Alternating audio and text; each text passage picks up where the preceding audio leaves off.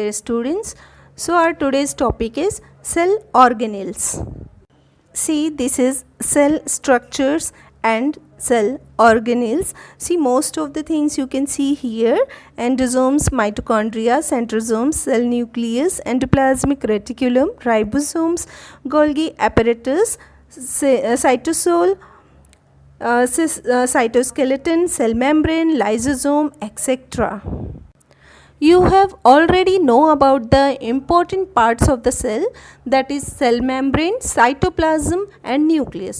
All the cell organelles are found inside the cytoplasm. Now let's go through this cell organelles. Cytoplasm contains many organelles like mitochondria, Golgi bodies, vacuoles, ribosomes, lysosomes, endoplasmic reticulum, centrosome and plastids. Cell organelles play the same role in the cell which organs play in the body of a plant or an animal. Let's read about mitochondria first. So, mitochondria are tiny spherical or rod-shaped organelles. These are a group of spherical rod-shaped organelles, and mitochondria are double-walled bags with inner walls turned into finger-like projections. You can see here. See, inner membranes, then outer membrane. Okay. So, mitochondria vary in shape, size and number in different cells depending on the energy requirement. They are the largest cell organelles. Mitochondria is a part where the cell respiration takes place. It releases energy from the food molecules to be used by the cell. Thus, it is called as the powerhouse of the cell. See, this is Golgi apparatus, and also we can call it as Golgi bodies. So, Golgi bodies are also known as Golgi apparatus. They are also known as the mail room of the cell. Why it is called as the mail room of the cell? Because these organelles are responsible for receiving and distributing chemical substances such as enzymes, hormones and proteins in and outside the cell. For example, it will send proteins to the damaged part of the cell for repairing it. That's why they are known as the mail room of the cell. Vacuole. Now, what is vacuole? Vacuoles are fluid-filled organelles enclosed by a membrane, and they can store materials, either it may be liquid or the solid, such as food, water, sugar, minerals and waste products. So, plant cell contains a single or a large vacuole. Vacuoles are either absent in animal cells. So, you can say that a vacuoles or a large vacuole is present in a plant cell, and in animal cell it may be smaller and few in number. So, the size of the vacuoles may vary in different organisms. Like in animals, very small vacuole, while in plant cells it is larger one. Lysosomes. So, lysosomes are membrane enclosed organelles in cell. The lysosomes is digestive part of the cell, and it contains the digestive enzymes, or we can say these are the storehouse of digestive enzymes. As they digest worn out organelles, food particles, bacteria and viruses trapped by the cell.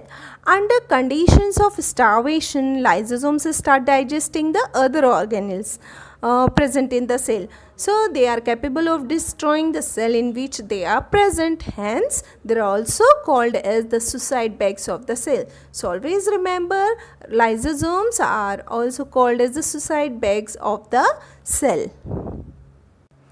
See here, the main function of lysosome is to break down unwanted macromolecules.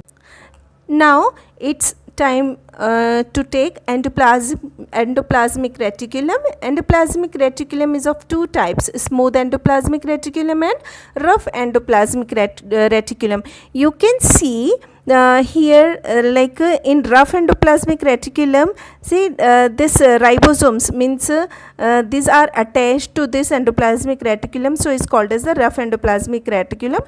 And this in smooth endoplasmic reticulum, there is no ribosomes attached there. So endoplasmic reticulum are of two types, rough endoplasmic reticulum and smooth endoplasmic reticulum.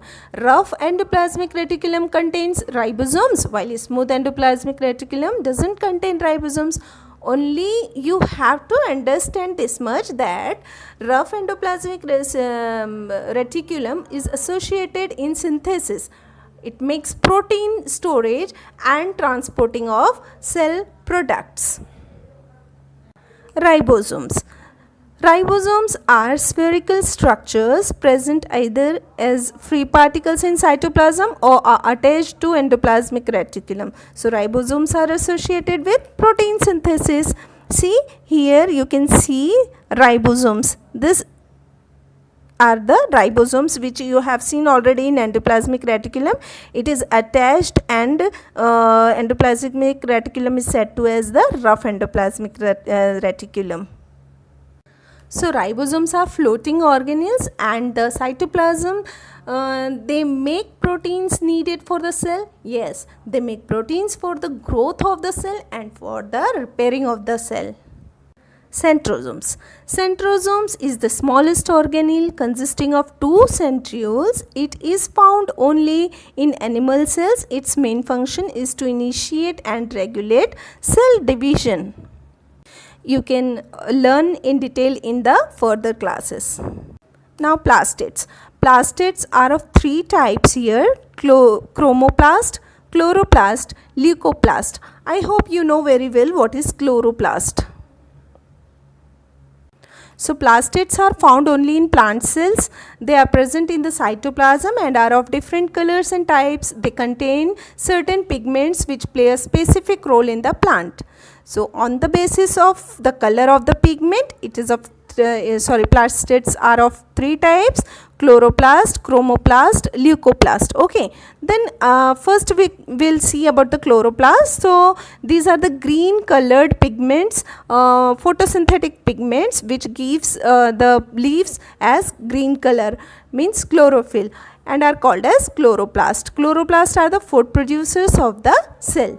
Now chromoplast. Chromoplast, plastids with pigments other than green color, means rather than green color, are called chromoplast, and they provide color to the flowers and fruits. Many different colors you may have seen for the flowers and fruits. So that is because of chromoplast. Now third one is leucoplast. Plastids that are colorless, okay, no color, are called leucoplast, and they store food in the form of carbohydrates, fats and proteins. Here you can see the functions, means chloroplast C contains chlorophyll that absorbs sunlight in photosynthesis and produce and store glucose. Then chromoplast, it contains carotenoids, red, orange and yellow pigments found in flowers and fruits. Then leucoplast contains no pigments used to store starch. Let's know about the prokaryotes and eukaryotes. So prokaryotes cell do not have a well organized nucleus nor have a nuclear membrane around them. So organisms having such cells are called as prokaryotes. Pro means primitive and karyon means nucleus. They are usually unicellular organisms. Example, bacteria and blue-green algae are the example of prokaryotes, means prokaryotes are the unicellular organisms. Okay, eukaryotes. Eukaryotes have a well organized nucleus and have a nuclear membrane around them. So organisms having such cells are called as eukaryotes or eukaryotic organisms. They are usually multicellular organisms, means we human beings, animals and plants. Okay, now let's see the difference between the plant cell and the animal cell. See, this is the plant cell and here it is animal cell. So you should make a practice for this diagrams, as these are the important diagrams which may comes in your exams. Okay, now let's see what is the difference between the plant cell and the animal cell. Plant cell has cell membrane and a definite cell wall, whether animal cell has cell membrane but no cell wall. You can see here, see, no cell wall, but in plant cell wall is there here. It is cell wall. Okay, now the next one, cytoplasm is not as dense as in animal cell, and in animal cell cytoplasm is denser and fills up most of the space in the cell. In plant cell, one or more large vacuoles are present, as I told you before, but in animal cell vacuoles may or may not be present. Then in plant cell plastids are generally present, but in animal cell plastids are absent.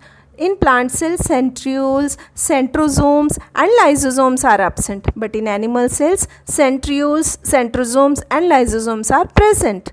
In plant cells Golgi bodies are not well formed, but in animal cells Golgi bodies are well formed. So dear students, it is all about your cell organelles. I hope you understand it very well. Thank you.